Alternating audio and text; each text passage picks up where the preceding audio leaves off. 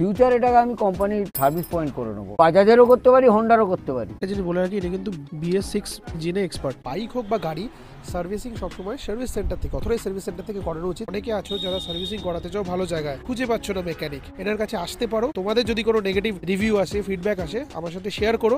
আগের ভিডিওয়ে তোমাদের থেকে নেগেটিভ রিভিউ চেয়েছিলাম, কিন্তু আজকে আমি দিতে চলে এসেছি নেগেটিভ রিভিউ। এই যে আওয়াজটা দেখো,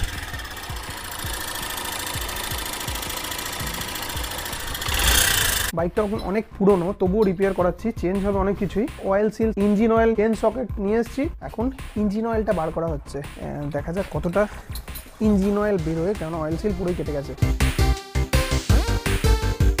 1 লিটার ইঞ্জিন অয়েল ধরে, এবার 1 লিটার বেরোনো উচিত। ইঞ্জিন অয়েল নেই, এইটুকু ইঞ্জিন অয়েল বেরোলো, তাহলে ইঞ্জিনের অবস্থা কি হবে?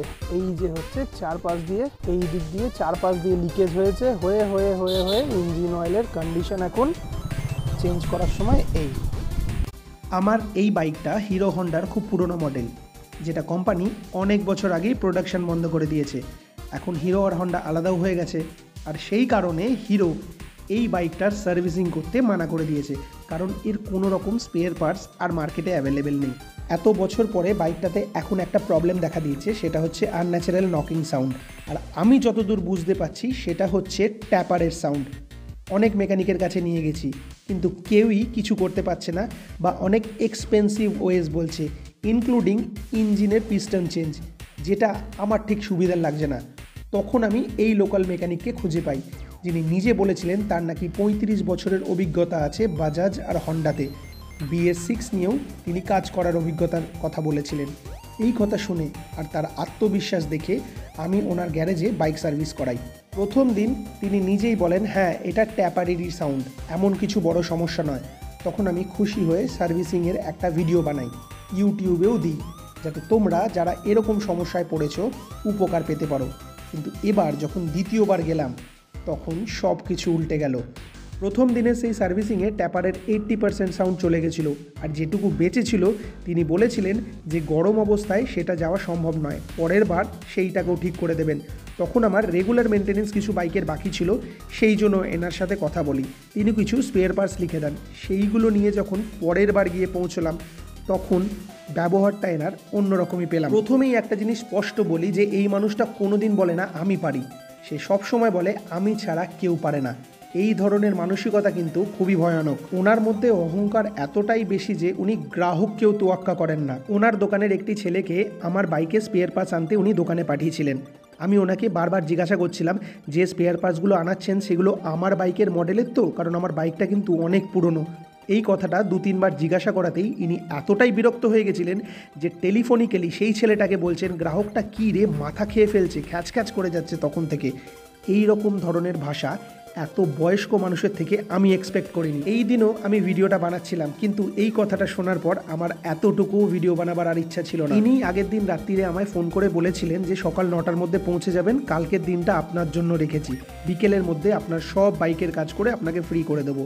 কিন্তু আমি সকাল 9টায় পৌঁছলেও ইনি কাজ শুরু করেন দুপুর 3টের সময়, তাও অনেক রিকোয়েস্ট করার পরে। তারপরে বাইক খুলেই বললেন অনেক খরচ হবে, বাইক 3-4 দিন গ্যারেজে রাখতে হবে। আমি তখন বলি যেটা এখন করা সম্ভব সেটাই করুন, বাইক রেখে আমি যেতে পারবো না, সেটা তো আপনাকে আগেই বলেছিলাম। এই কথা বলার পরেই ওনার ব্যবহার বদলে যায়। আমি বুঝে যাই, যখনই উনি বুঝলেন আমার থেকে আর টাকা কামানো যাবে না, তখন আমি ওনার চোখে গুরুত্বহীন হয়ে গেলাম। ইঞ্জিনের চারপাশ দিয়ে ইঞ্জিন অয়েল লিক করছিল। ওরিং কিট যদি মডেলের অনুযায়ী না হয়, তাহলে কি হতে পারে যাদের বাইক আছে তারা অবশ্যই জানবে। আর আমার সাথে এখন কিন্তু সেটাই হচ্ছে। আমার বাইক অ্যাসেম্বল করার পর উনি যা পারিশ্রমিক চেয়েছিলেন 1 পয়সাও কম না করে পুরোটাই দিয়েছি, কিন্তু সাথে এটাও শুনিয়ে এসেছি এই বয়সে আপনার বিহেভিয়ার উইথ দ্য কাস্টমার একদম অ্যাকসেপ্টেবল নয়। আজকের এই ভিডিওটার মাধ্যমে আমি 3টে কথা স্পষ্ট করে বলতে চাই। 1, আমি আগের দিনের ভিডিওর জন্য দুঃখিত। আমি মনে করেছিলাম একজন ভালো মেকানিককে তোমাদের সামনে তুলে ধরছি, কিন্তু সেটা একটা ভুল সিদ্ধান্ত ছিল। 2, তোমরা কেউ বাইক সারাতে গেলে অভিজ্ঞতা দেখেই চোখ বুজে বিশ্বাস করো না। সবচেয়ে গুরুত্বপূর্ণ হলো মেকানিকের আচরণ, তার গ্রাহকের প্রতি মনোভাব, আর সে গ্রাহকের কথা কতটা গুরুত্ব দিয়ে শুনছে। 3, আমি কাউকে নিচু দেখানোর জন্য এই ভিডিওটা বানাচ্ছি না। আমি চাই আমার মতো তোমরা যেন না ঠকো এনার কাছে গিয়ে। আজকের দিনে বাইক সারানোর নামে অনেকেই অনেক খরচা বাড়িয়ে বলে, আর আমি ছাড়া কেউ পারবো না, এই অহংকার যাদের মধ্যে আছে তারা হয়তো মেকানিক হিসেবে ভালো, কিন্তু মানুষ হিসেবে পুরো ব্যর্থ।